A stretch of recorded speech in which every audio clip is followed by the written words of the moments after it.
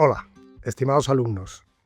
Hoy toca hablar de los aspectos básicos de la bioética y la responsabilidad sanitaria. En principio, el principio de primum non nocere es un principio hipocrático que hace referencia a uno de los principios básicos, que es el de la no maleficencia. Como antecedentes históricos, el oncólogo Van Rensselaer en el año 70 ya acuñó un concepto relacionado propiamente con la bioética.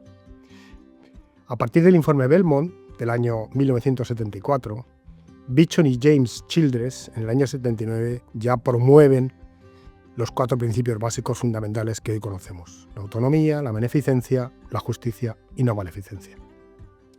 La bioética analiza los dilemas éticos de la medicina y la investigación biomédica con el objetivo de garantizar el respeto a la vida, la dignidad humana y los derechos fundamentales de los pacientes. Bien, para hablar brevemente de ellos, pues comenzamos con la autonomía. Evidentemente, se trata de respetar las propias decisiones del paciente, reconocer su propia capacidad para esa toma de decisiones y lo consideramos del ámbito privado de la persona. En relación a la beneficencia, es un aspecto que obliga, evidentemente, a actuar en beneficio del paciente, favorecer su bienestar y también pertenece al ámbito privado. La no maleficencia es la base prácticamente de la actividad sanitaria. Se trata de conseguir evitar el sufrimiento de la persona, no causar daño intencionadamente, y es del ámbito público. Y el último principio, el de la justicia o equidad, hace referencia a evitar la discriminación, es decir, dar a cada uno lo que se merece y distribuir de manera equitativa los recursos, y también es del ámbito público. Bien, aquí tenemos una imagen característica, la diferencia entre la igualdad y la equidad.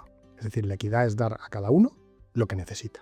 Los grandes dilemas, por ejemplo, de la objeción de conciencia, muy en boga en los hospitales y en los centros sanitarios. No olvidemos que hay unos derechos del ciudadano que forman parte de un derecho incluido en un marco normativo específico, pero también hay un aspecto deontológico que considera que la objeción de conciencia es un derecho propiamente del profesional y a él se pueden ajustar una serie de cuestiones. En principio, otra cuestión relacionada también es la eutanasia, que tiene también su propia legislación, incluso con una ley orgánica, pero también tiene los aspectos deontológicos y ese derecho a la objeción de conciencia del profesional.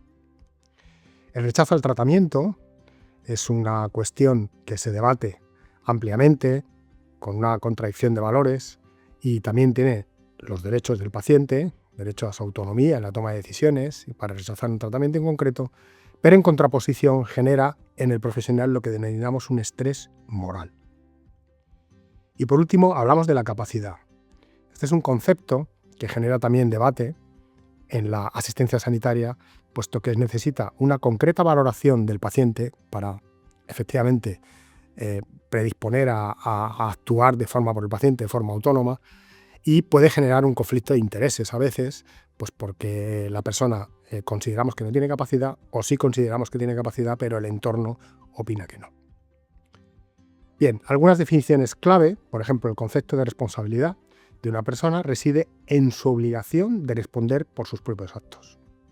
En lo que respecta a la ética profesional, la responsabilidad de un individuo le obliga a desarrollar de forma ética y justa su trabajo, intentando cooperar en la medida que pueda con un bien común, que es la sociedad. La ética profesional se trata de una disciplina que está incluida dentro de la ética aplicada, ya que hace referencia a una parte específica de la realidad. Cabe destacar que la ética, a nivel general, no es coactiva, no impone sanciones legales o normativas. Sin embargo, la ética profesional puede estar en cierta forma incluida en los códigos deontológicos, que sí que regulan una actividad profesional. Por lo tanto, podemos decir que la deontología forma parte de lo que se conoce como la ética normativa y presenta una serie de principios y reglas de cumplimiento obligatorio en las profesiones sanitarias. Por profesión se entiende una ocupación que se desarrolla con el fin de colaborar con el bienestar de una sociedad. Para realizar dicha labor es necesario que el profesional actúe con responsabilidad, siguiendo los requisitos que la ley vigente plantee para el desarrollo de esta actividad.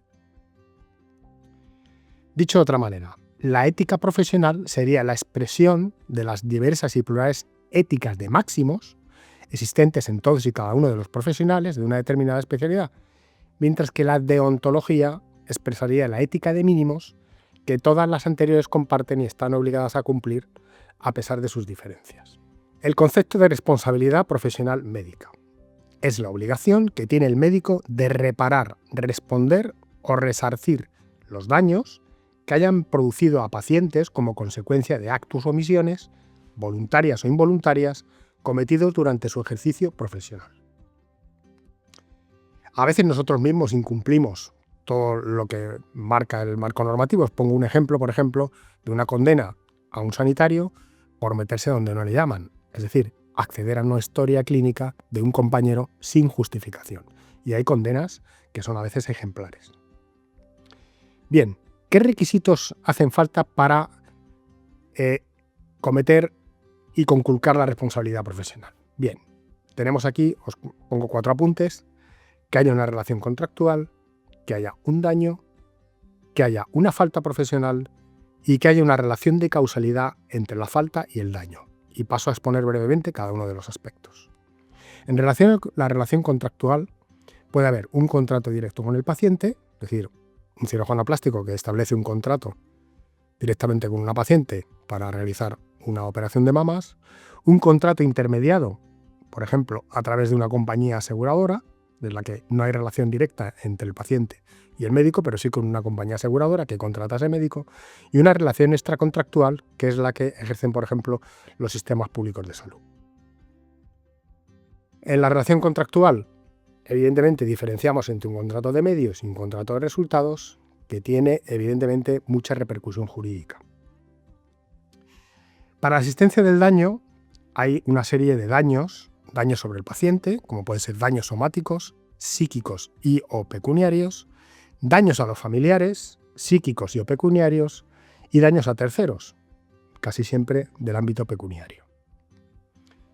Bien, los daños somáticos se centran en generación de lesiones, aparición de complicaciones, agravamiento de procesos preexistentes, contagio de enfermedades o prolongación de un proceso patológico sin justificación.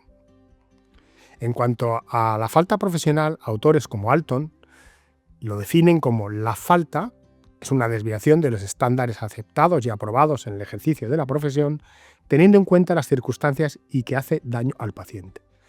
En resumen, hacer lo que no se debería haber hecho u omitir lo que se debería haber realizado.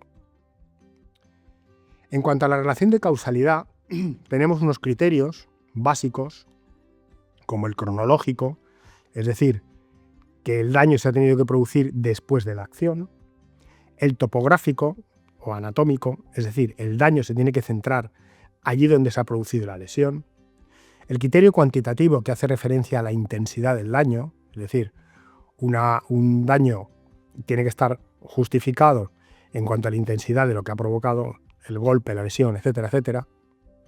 El criterio de continuidad sintomática hace referencia a que el daño se ha producido inmediatamente después de producirse el evento, la actividad sanitaria, y el criterio de exclusión hace referencia a que no encontramos otra causa que justifique esa relación entre la actividad sanitaria y el daño producido o la lesión. Tipos de responsabilidad profesional. Brevemente, hay que decir que contemplamos habitualmente en la práctica sanitaria estos 5 tipos. La responsabilidad penal, que va con nombre y apellidos, es decir, es lo que más intimida al profesional, porque es una denuncia contra Andrés Santiago. La responsabilidad civil, en la que prácticamente el resarcimiento va a ser de tipo económico. La responsabilidad contenciosa administrativa, es decir, cuando se plantea una reclamación judicial contra la administración. La responsabilidad laboral, puesto que en las organizaciones sanitarias hay trabajadores y hay empresas, que es el sistema sanitario o la empresa pública sanitaria, y la responsabilidad corporativa o colegial. Bien, medidas para prevenir las demandas o limitar sus consecuencias. Es verdad que siempre hay varios puntos de vista. Por ejemplo, en esta imagen podemos observar cómo las dos versiones tienen razón. Sin embargo, la figura no demuestra exactamente cómo considerarla, a no ser que tengas una visión global de toda la imagen.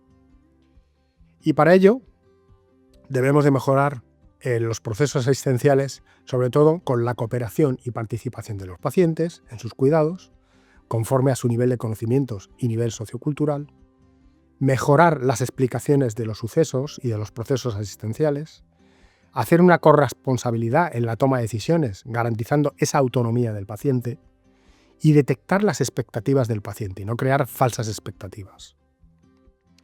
Pues con esto yo creo que hemos dado unas pinceladas genéricas para introducir al alumno en el ámbito de la bioética, muy básica, y empezar a entender un poco en qué consiste esa responsabilidad profesional. Muchas gracias por vuestra atención.